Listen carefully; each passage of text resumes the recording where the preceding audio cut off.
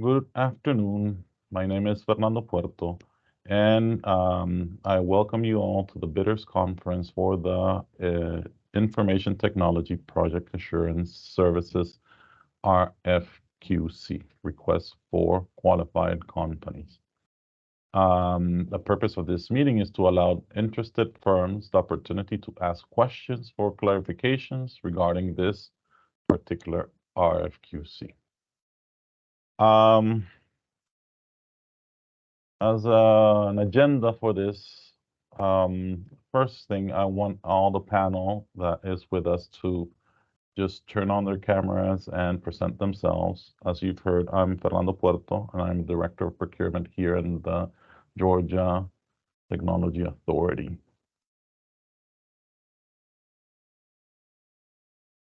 And once we present each other, we will all go dark just to save bandwidth. Okay. In a particular order? No particular order. All right. Well, I'm Bonnie Roach. I'm with GTA EPMO. I'm the Project Assurance Manager. And Robert, you're on mute. Yeah. I was just talking away there. Thank you. Good afternoon. I'm Robert Golden. I am the Director of the Enterprise Portfolio Management Office. And together with my colleague Bonnie, we're going to share with you information about the program that Mr. Fernando has introduced. And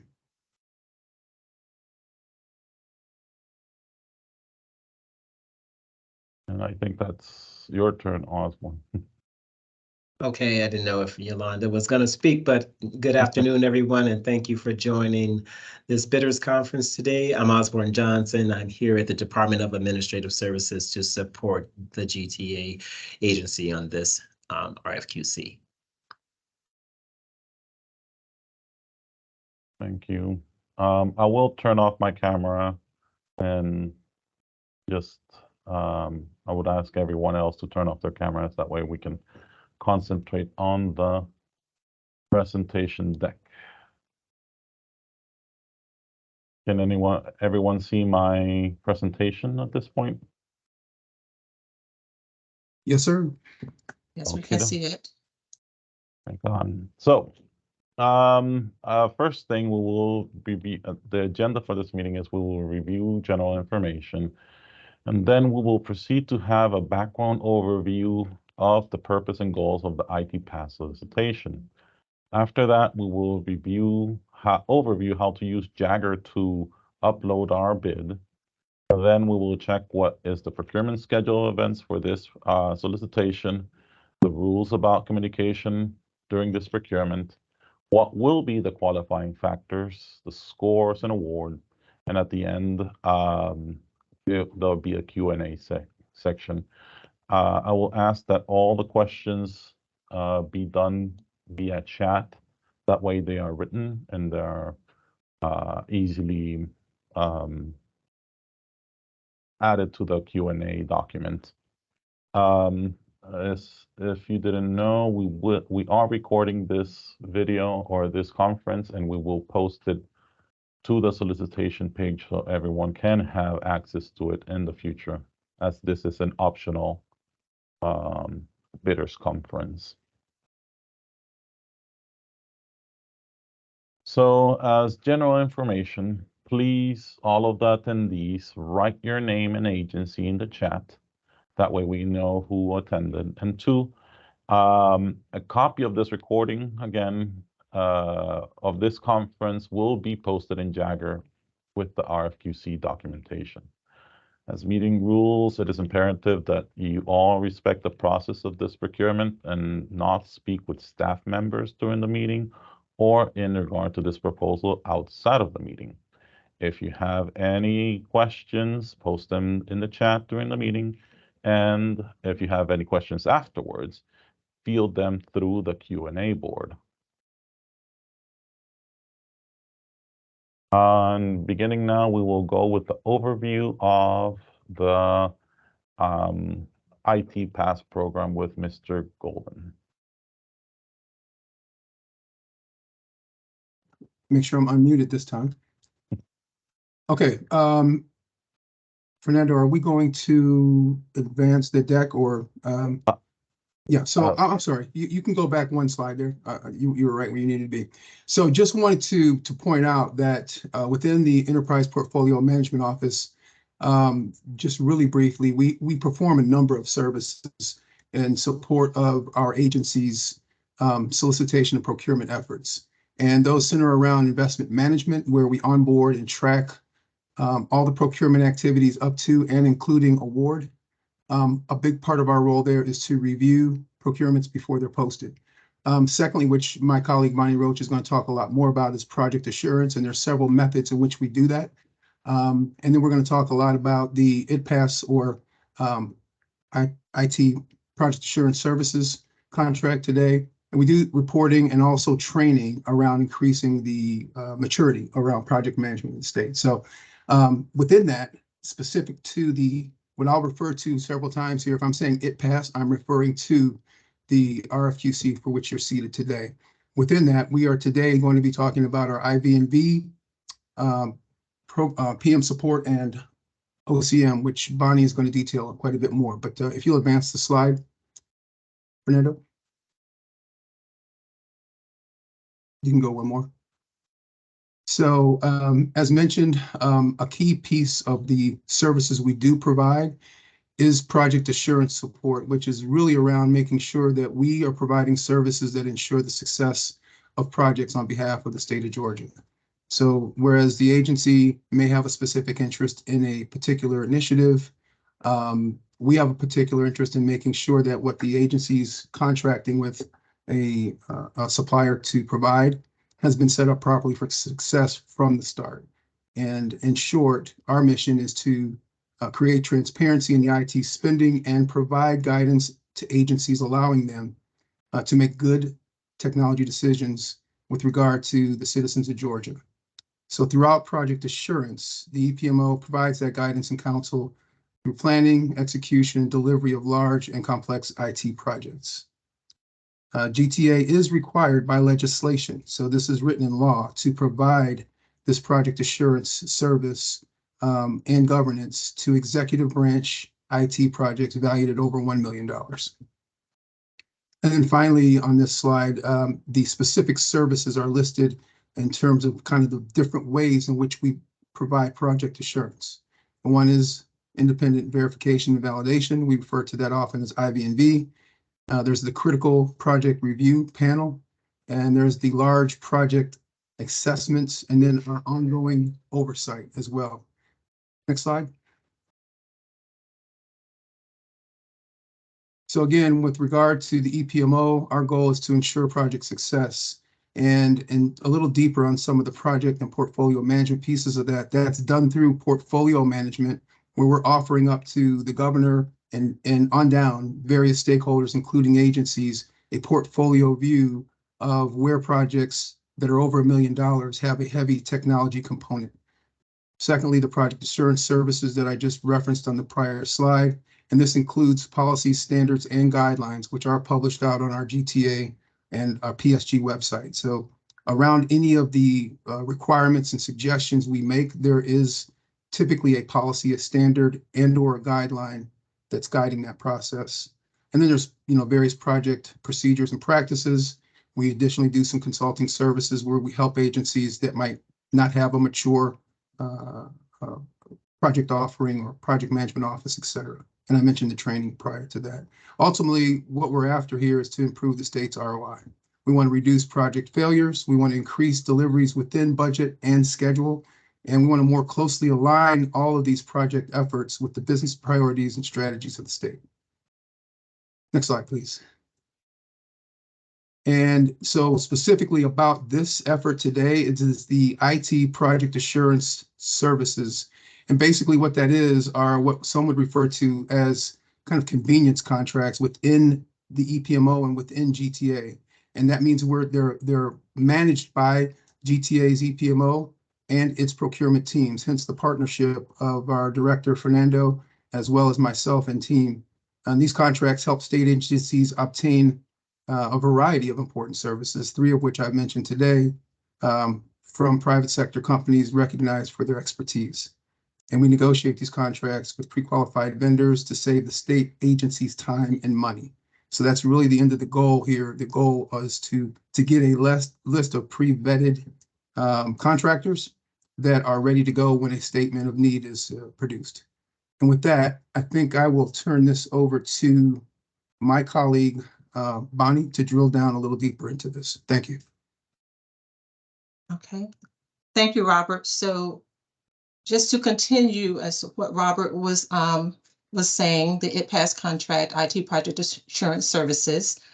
Through this contract, qualified contractors provide the following services, the ones that he mentioned, and independent verification and validation, IVV, portfolio program planning and project management services, and also organizational change management services. So these are the three areas that we are looking for pre-qualified vendors in. All right, independent verification and validation. I'll cover just a high level on each one of those services. So through IVMV, an independent assessor monitors and evaluates aspects of a project throughout its life cycle, ensuring best practices are used to ensure that project objectives are met. Again, making sure that projects are likely to succeed and increasing the state's ROI. And this definition. So the independent verification and validation. The independent speaks to IVMV is performed by a third party that is technically, managerially, and financially independent of the organization responsible for the implementation of the project. And that is from the definition IEEE standards. The verification is that it ensures that projects are implemented the right way. It verifies objectively that the quality performance of the project, practices, and disciplines will produce the business product expected. And the validation, it ensures that projects are implementing the right solution. It validates objectively that the work products produced will meet quality goals and satisfies the business objectives. So again, it's IVMV, it must be independent, a third party that's not part of the agency that's producing the product of the project. And it's about verifying and validating that the project processes will produce the right product and the product will satisfy the business requirements. Okay. As part of the process, we have a IVMV performance review process that we want you all to be aware of. The purpose of that process is to provide feedback to our IVMV vendors that will ensure consistency with our GTA expectations and with industry best practices. It ensures that IVMV continues to provide our value-add services to our agencies and the state of Georgia, and to provide support to the IVMV team as well and gather input for continuous improvements. So the performance review process is intended to be a two-way process between us and IVMV vendors. It's usually done depends on the length of the project. We usually determine the schedule, after the engagement. And usually the IVMV vendors will meet with our EPMO team at least every 2 weeks, but usually it's every week. And that allows us to have that two-way communication between us and IVMV vendors, making sure that we're continuing to provide value to the agencies and providing feedback to our vendors at the same time. Thank you. So one of the other ways that we talked about project assurance in addition to IVMV is the Critical Project Review Panel. So this panel has been around since 2004, and it has fostered a consistent improvement in project success and outcomes since it was started in 2004. And I was actually there at the time, so I have actually seen the results of this panel. The panel provides a forum for agency leadership to help ensure that they have the commitments and resources needed to deliver on their initiative successfully. The panel consists of the state leadership. You have the state CIO, which is Shanzia Thomas, the state CFO, the state COO, and the OPB director, also members, and any other state leadership as needed for each of the projects to make sure they have what they need to make sure the project is successful. IVMV partners are expected to participate in the CPR panel meetings when they're scheduled.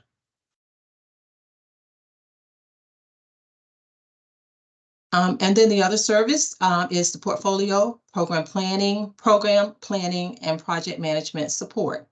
We provide qualified project manager resources to support the agency's project management office or a specific IT project. I think Robert referred to as, we call this convenience contracts.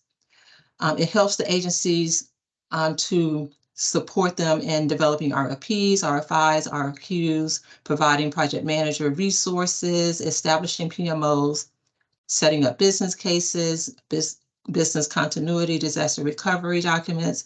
They help with feasibility studies and any other project management support that the agencies need will be available through these convenience contracts.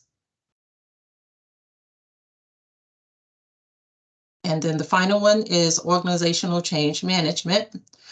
Provides qualified resources to provide organizational change management or OCM services to the state of Georgia's information technology investment projects.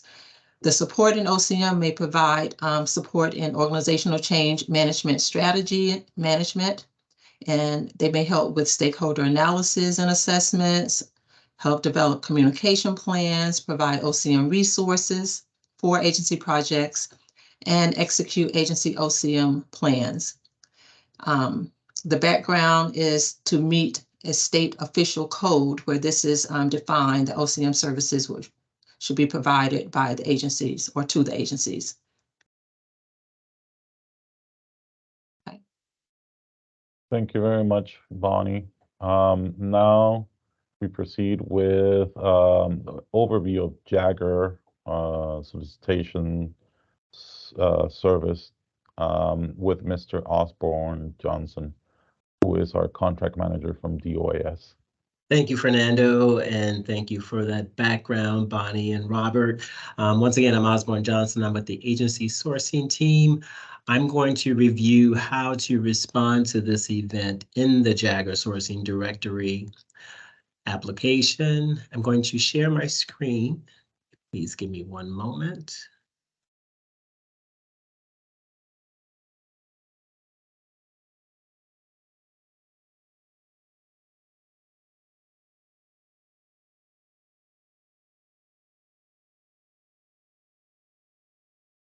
It's funny when you have a million windows open, you never find the one that you actually want at the right moment. So bear with me. Does everyone see lead, empower, and collaborate on my screen? If you can just give me a thumbs up. Or someone can say yes in the chat. Not yet.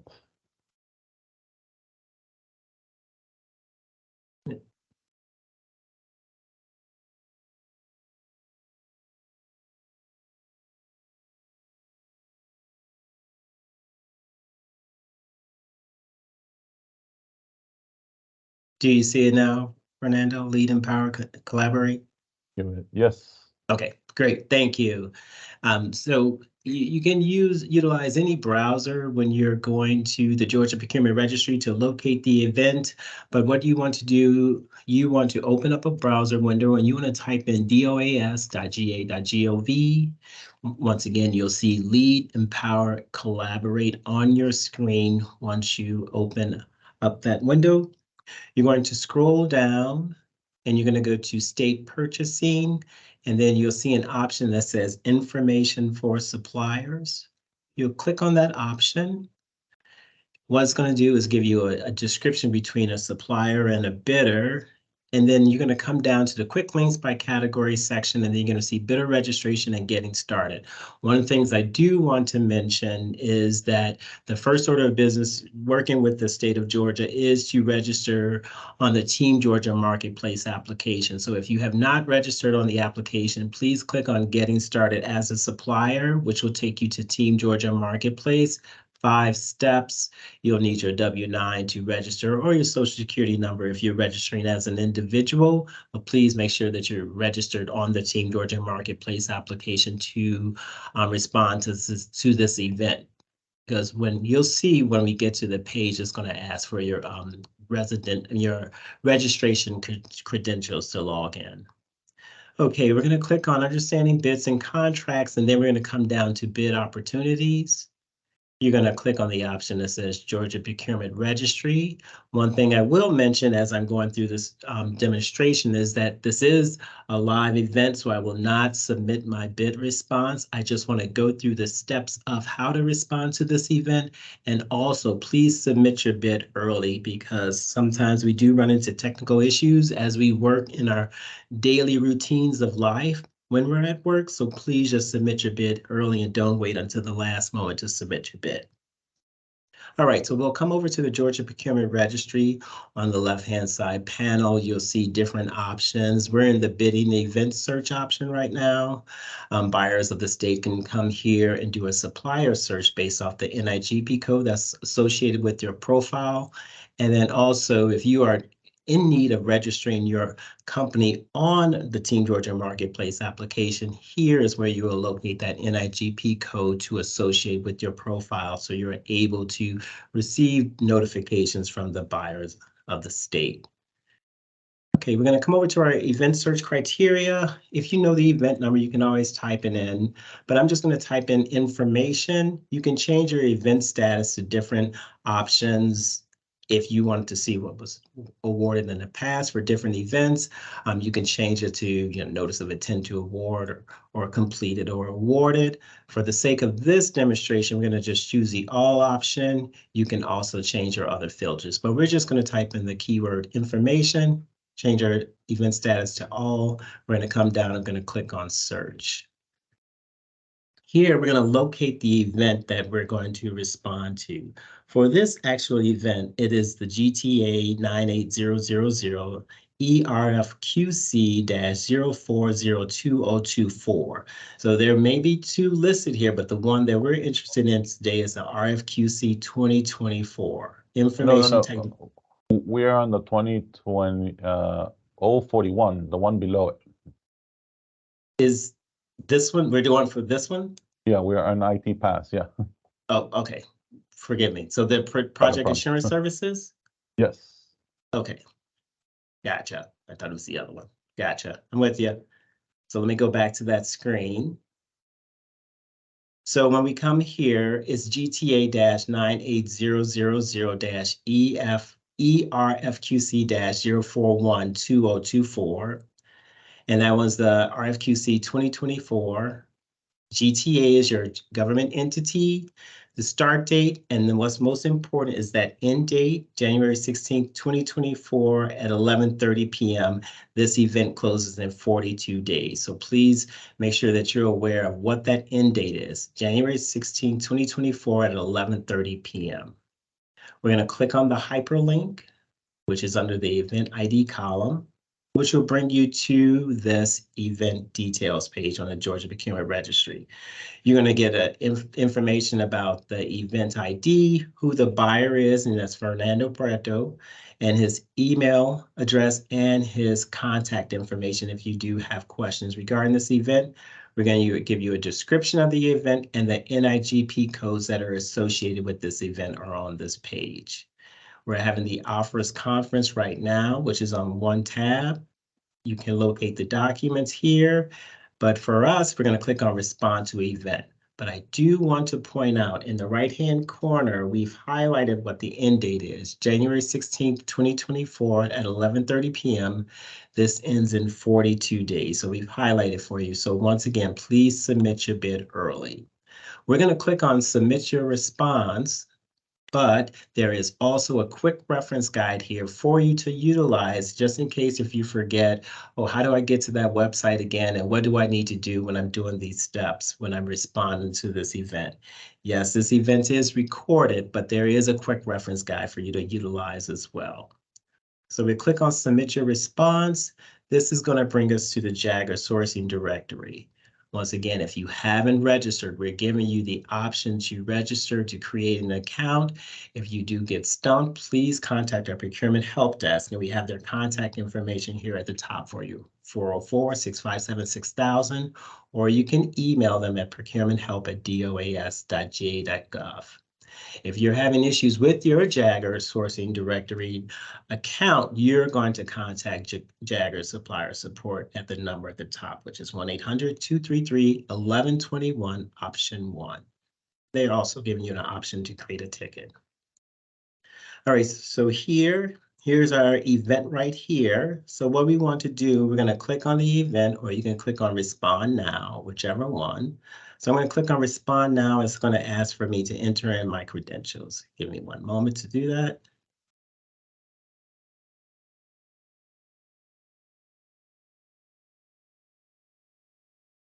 All right, and now we're in the Jagger Sourcing Directory. First thing that we're going to do, we're going to see our event, and we've got something highlighted here that says intent to bid not set. So the system is pretty intuitive for you. You just want to click on the yes, I intend to bid on this event. So you click that option, and that will then change on the screen for you. And it's going to basically tell you what you really need to do to continue to submit to this event. So as you see, this summary is telling you about the prerequisites. So you can proceed to prerequisites, or on the left-hand side of the panel, you'll see information technology. The title of the event tells you that it's not started, and you've got these check marks here. So that the check marks mean these are things that I have to complete, and you're going to get a green check mark as you complete these options. Once again, I'm not going to go through the whole process of submitting the event because, once again, this is a live event. All right, so we can click here on procedure prerequisites, or we can click right here, whichever one you feel more comfortable with. So prerequisites requires to enter bid. So I'm not going to read off through these, but I just want you to see, once I respond to these, how I am able to get the green check mark. Bear with me.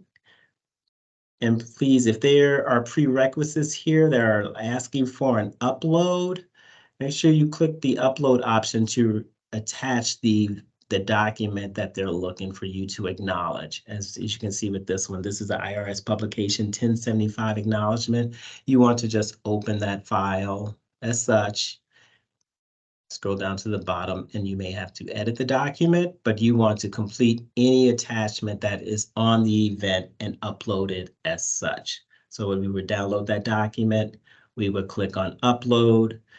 I would recommend to create a folder for this event on your desktop, drop all the files that you may have to upload, and that you do have to download as a buyer attachment, drop it in the folder, choose the file to bring that document back over. Okay, so once again, any document that has an upload option next to it, that means there is a form that's associated with that question that you will need to upload before you complete your section of the prerequisites. All right, so say I've saved my progress right here. So it still says prerequisites required to enter bid. So that means I've missed something. So once again, if you haven't checked all your boxes, the system is going to tell you you haven't completed everything. So you just always want to, once you've completed it, I still missed something. I'm going too fast. Where did I miss? Is it my uploads? I believe so. Yeah, let's see. Oh, yes, it's asking for all my uploads. Give me 1 second. Let me upload a document just to get through that process so you guys can see that check mark. Where is this? Put the event here. Oh.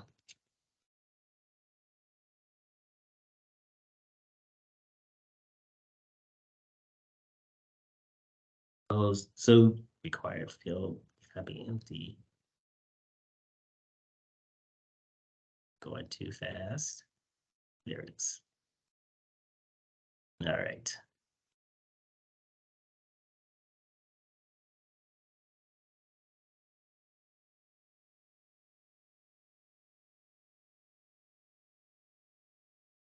Once again, I'm just uploading documents just so you can see the green check mark.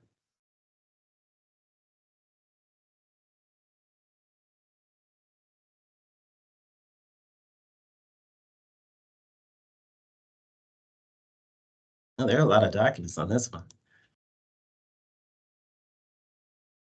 Once again, submit that bid early.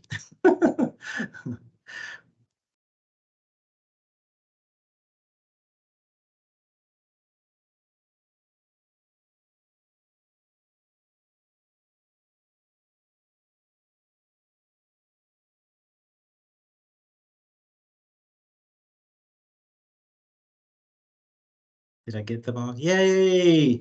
I hope you guys are virtually clapping for me. I got the green check mark. So we got the green check mark.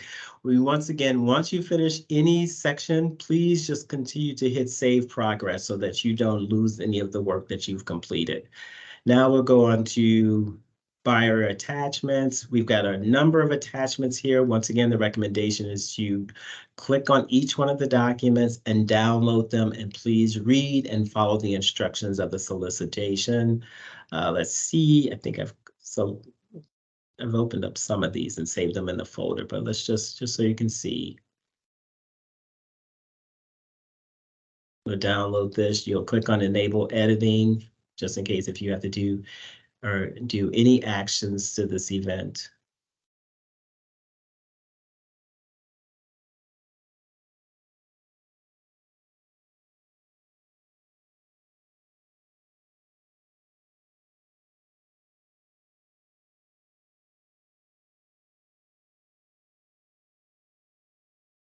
Okay. So you can download all the attachments once again. Then you can click on next, or once again, you can use your left-hand side panel to complete your check marks. Supplier attachments, these are uploading any additional files that are relevant to the bid response. So you would click on the add new attachment option, go to your select files. I've got this folder already set up. Press save changes, and you would continue to do this action for any documents that you need to submit to this event to get your bids submitted. Okay, then we can go right to next. Once again, you can go to next, or you can click on the option over here on the left-hand side panel.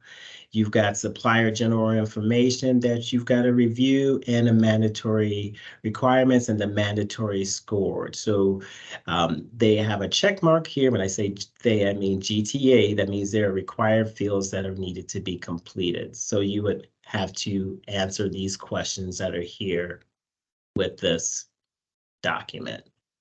And then you have to upload something too, okay? Supplier general information, I'm not gonna leave that. Supplier general information, you've got to click on that document, and then you've got information that you have to fill out. Once again, the system is pretty intuitive. It just lets you, it moves you through the different things that you have to fill out to get the green check mark. Okay, we'll come to items. Items here, we're going to put that unit price in. And Fernando, if you can jump in here for me right now, the unit price, could you just give our guests what that price is that we want to enter here, along with the estimated start date? Yeah, since this is an RFQC, it really doesn't have a price, but for system purposes, if you click on view details, we're asking for just for the system $1 million. This is the amount that you're going to enter here, please. Yeah. And then the start date, do you want them to put something here? After 7/1 of 2024. And the end date, will we just do it a year from that for just filling out the form? For 8/1/2024. Okay, so 7/1/2024 and 8/1/2024, the unit price, please click on view details, enter that price in here. Okay. Once you've entered in all your information, gone through your questions, the supplier general information, uploaded all your supplier attachments, you are going to review and submit your documents to the system, and then the documents will be evaluated. This one, let's see, give me one moment. I want to scan these documents really quickly.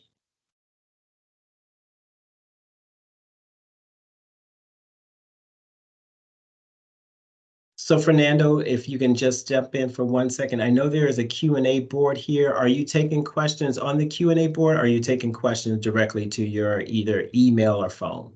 I would prefer the Q&A board, as that is the most efficient way Anything that has been sent to me before, I will post it in the Q&A board as a composite of all the questions that we received, including the ones in this conference. Gotcha. And is there a last day to submit the questions to the Q&A board? Yes, that's after. I'll put the schedule of events after your presentation. Okay, great, perfect. So so thank you for that, and thank you for assisting Fernando. He's my Vanna White for the moment, but thank you. I didn't know what the dates were for the questions, but you are able to submit your questions here under the Q&A board. You don't get a check mark here, but you're able to ask a question here and then pose what the subject is. Maybe it's, if it's a certain document that you may have a question about, it would probably be nice just to put that document here and then ask your question here. And then that'll be easy for the evaluators or Fernando to be able to locate that document and then be able to provide an appropriate response for you. Okay, so once again, you're just going through the stages of the prerequisites by our attachments, download those attachments, any prerequisites that you have to read a document over and sign, please upload that accordingly. As you complete the process, you're going to get a green check mark. Please make sure that you submit your bid early. And if you do run into any issues regarding registration, or if you're having a problem logging in, please make sure that you reach out to the procurement help desk. And that information is on the main page of JAGA Sourcing Directory, and you can also find it on our doas.ga.gov website. But just remember, you're going to get green check marks as you complete this. I can't submit an event because this is a live event. I just wanted to go through the process with you. I'm going to turn it back over to Fernando, and I appreciate everybody for their time and attention. Thank you very much, Osborne. So now we go back to the schedule of events. Right now we are in our on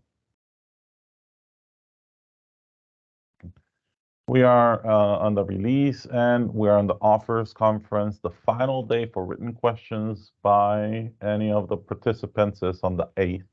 We will get to you the answers by the 12th.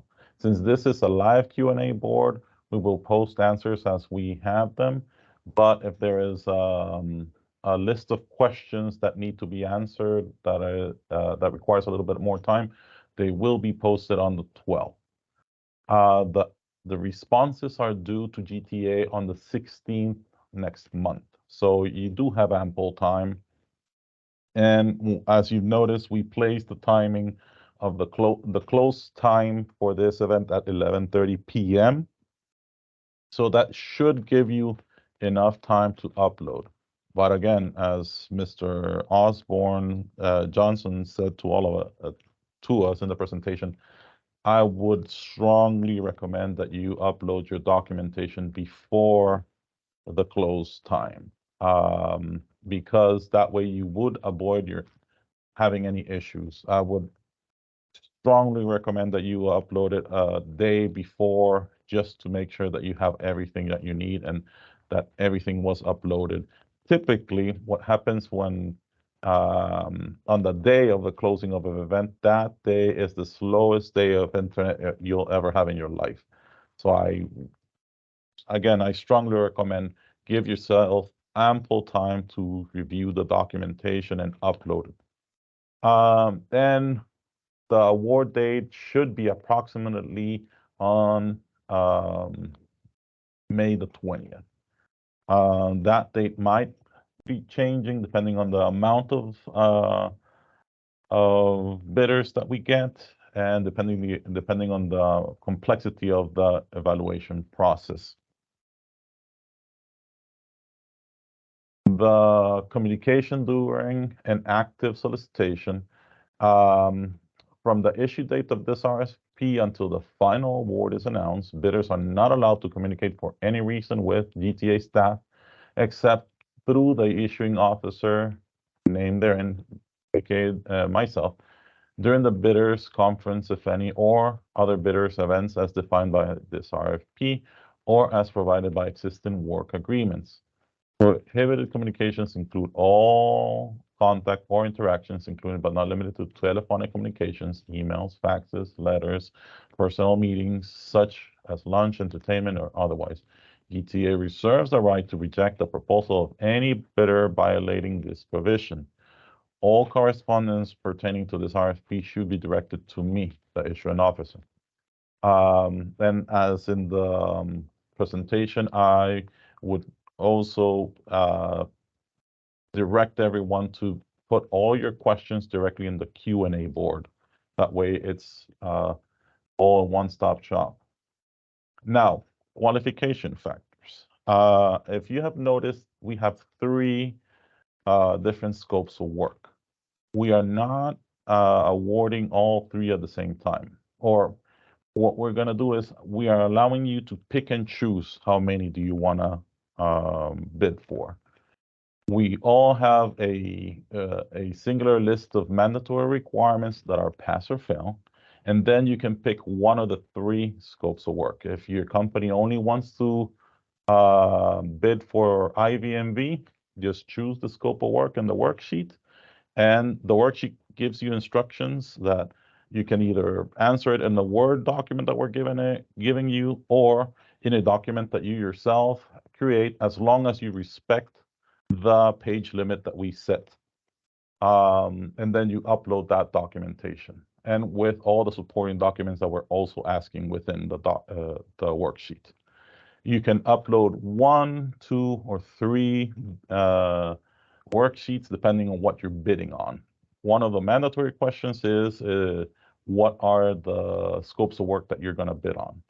And depending on whatever scopes of work we're going to bid, each one of those worksheets will be evaluated based on 1,000 points. And whatever you get above the threshold that we have placed, which is 600 points, you will be awarded a contract.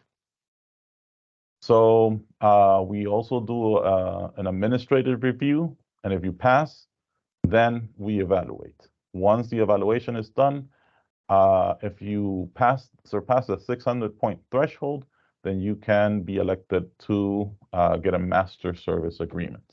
The master service agreement, we placed it in the bidding document or in the buyer's documents. If you review it and you upload it, upload the red line version if you have any before the bid, during the bid process. And it should be part of your uploads. And that was pretty much the end of my presentation. Now we can begin the Q&A portion of the bidders conference. I think I have answered one of them. No, Robert, don't jump off. There may be a question or two you can help answer. Yeah. So there is unless you have to. The first question that we got is, as this is a pre-qualification process, is it GTA's intent to award multiple task orders-based contracts? And if so, how many do you anticipate awarding? Also, as resumes are required for this effort, can you provide an example task order or provide that reflective of the issued statement of work that gives us an idea of the scope, magnitude, and complexity? Thank you. I think I'll turn this over to Robert and Bonnie. Which question was that, Fernando? It's I was trying to the very first one that was posted. Is it GTA's intent to award multiple task order based contracts? And if so, how many do you anticipate awarding? Also, as resumes are required for this effort, can you provide an example task order or project that's reflective of the issued SOW that gives us an idea of the scope, magnitude, and complexity? So they're basically asking for samples or examples, Bonnie? Of a actual statement of work, if they were for one of these. Task Okay. order or project that's reflective of the issued SOW. Can we provide sample SOWs for them, because if we can, I would prefer that we, find one appropriate and then post it for everyone. And are we awarding multiple task orders based on the contracts? We're not awarding task orders. So I think this is more of this might be terminology. So they are awarded a master service agreement to be able to bid on a statement of need. Or Bonnie, do you mind explaining a little bit the statement of need process? That might clarify this question. So if you are selected, you're given a master service agreement and you're selected as a vendor for one of these services, IBMV, project management services, or OCM. As the need arises from the agencies, if the agencies have IT projects that qualify for project assurance services, we will post a statement of need against those services for that particular project. And as a qualified vendor, you're able to bid on that statement of need. So a statement of need, maybe what is referred to here as a task order, they're actually statement of needs against I'm sorry, Robert was pinging me. They're actually statement of needs that will be posted for the particular projects that qualify for project assurance or project services or OCM. And I guess we can post an example of that. I would have to defer to procurement on that. What can we post as an example of that? If we have a de-identified past statement of work, yeah, I believe we can post it. Okay. Next question. Should we use the attachment B, C, or D for our response? Or may we copy the requirements to our own proposal format? I believe I answered this, but yes, you may copy the requirements to your own proposal format as long as you follow the instructions that we set at the beginning of attachment B, C, and D, and that the page limits that we set are respected in your proposal format. Next question. When should vendors submit any legal exceptions to the master services agreement? They should submit them with their official bid and when they are uploading all the documentation that they're going to upload. It's part of the bid. Are offerers required to qualify in each of the categories, or can they still be considered a qualified supplier if they meet the criteria of only one or two categories? Offerers can bid on however many categories they elect to bid. If they elect to bid on the three categories or the three statements of work or scopes of work, we will review their scopes of work and evaluate them. Those that pass the 600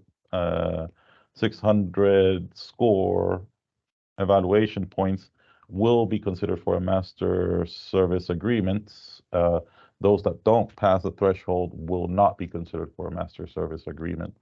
So depends on how you bid and also depends on the score that you get on your bid per scope of work. When should vendors submit any legal exceptions to the master services agreement? That's the one you just answered, that someone else had asked it with their bid. Yeah, with their bid, yeah. Can you please confirm project start and end dates? Oh, this is for the item. Let's put project start 7/1 and project 7/1/2025. Sorry, 7/1/2024. 7/1/2024. And end dates 8/1/2024. Can GT? Go ahead. It's just for the system to automatically set the number of days for the NOIA to be posted. So that was 7/1/2024, and the end date was 8/1/2024. 8/1/2024. Yeah. Can GTA provide a list of the places of performance where it is anticipated qualified suppliers would be required? Or is it customer/state-based task orders? I'll ask that again. Can GTA provide a list of the places of performance where it is anticipated qualified suppliers would be required, or is it customer/state-based task orders? I think they're asking the region, do we have a list of the places or locations where the performance is anticipated? Or are they asking who are the customers that may be considered in their agencies, their state agencies that will be the customers for these services? I would If that's say the latter. So that list would be a list of all the executive branch agencies that may have projects that qualify for these services. Yeah. So there's 13 agencies, right? Or no, pretty much every state agency can opt to have an IVMV or PM service. So all over the state, I would say, and every state agency that wants to approach our services. That's the best answer I can tell. Okay. May we use ongoing projects to document experience? Some PMO and IVMV projects last many years. If that's for me, I'm not quite sure what ongoing projects exactly means. But the requirement is that the experience must be within the last 5 years.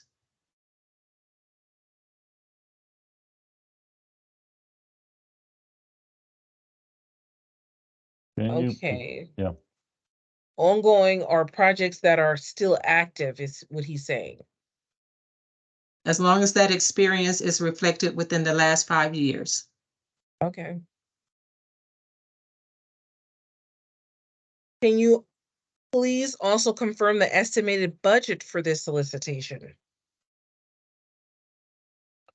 This specific solicitation doesn't have a budget because this is just for a list of qualified contractors. Each one of the statement of need, posterior solicitations will have a specific budget, and it's impossible to determine what would that be right now.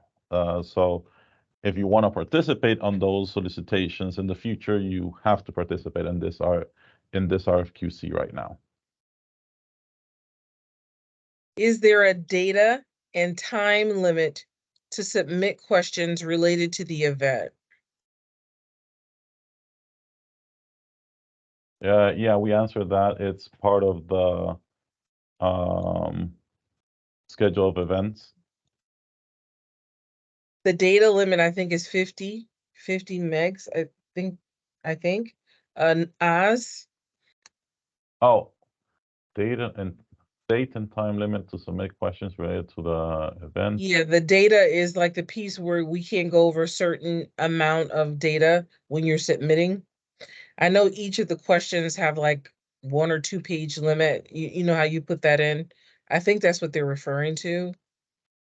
Okay. Yolanda, I can validate that with business analysts, okay? Okay.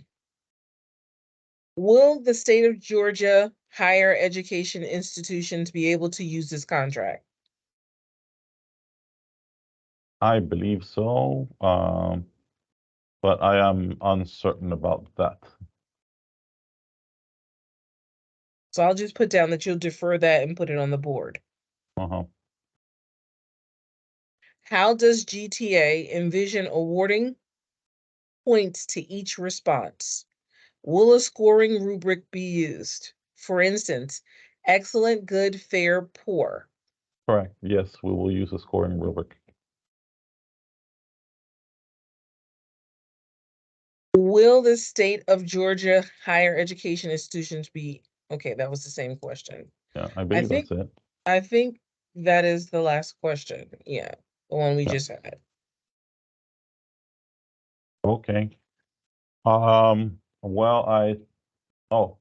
we have one more. One more. Let's see. Okay, yeah, what project management methodologies do you typically use? Do you happen to know where the current PMO is on the maturity scale? Can you provide a list of PM related tools used? And then someone's Okay, asking, and I guess a part B to the other question. So I'll ask that after you answer this. so it says, what project management methodologies do you typically use? In the requirements, I think we state some examples of methodologies that may be provided in the response. So we are not going to provide any specific methodologies, but we're asking you to provide what methodologies you use, but we do provide some, I think, examples of some that you may respond, providing your response. And can a list of PM-related tools, provide a list of PM-related tools used? I'm not sure if these questions are asking about methodologies and tools used by our customer agencies, but we're asking the bidders to provide us a list of the tools they use in their methodologies and what tools they use. And do you happen to know where the current PMO is in the maturity scale? I'm not sure I understand that question, the current PMO. Exactly what PMO, well, not all agencies have PMOs. Some agencies have PMOs, so there are multiple PMOs that would be involved with a customer agency. So I'm not quite sure I understand that, the context of that question.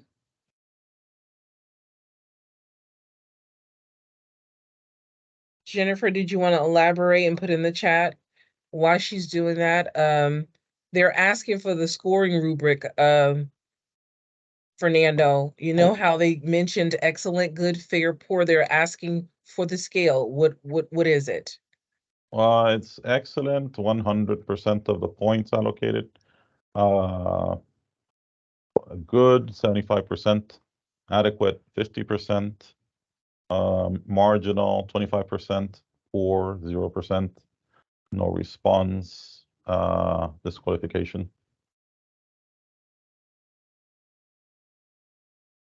Okay, and Jennifer is fine with the answer that you gave. Okay. And I think we can defer all additional questions to the Q&A board because we're just about out of time. Okay. Well, we thank you all for coming to our bidders conference. We hope that we gave you information, valuable information, so you can have enough tools to place a bid if you opt to. Thank you so much for participating, and we will be eagerly waiting for your responses. We cannot do the job that we do without you, and we appreciate you, and hopefully we can give you what you need. Thank you very much. And I'll be fielding your questions once they are uploaded. Thank you.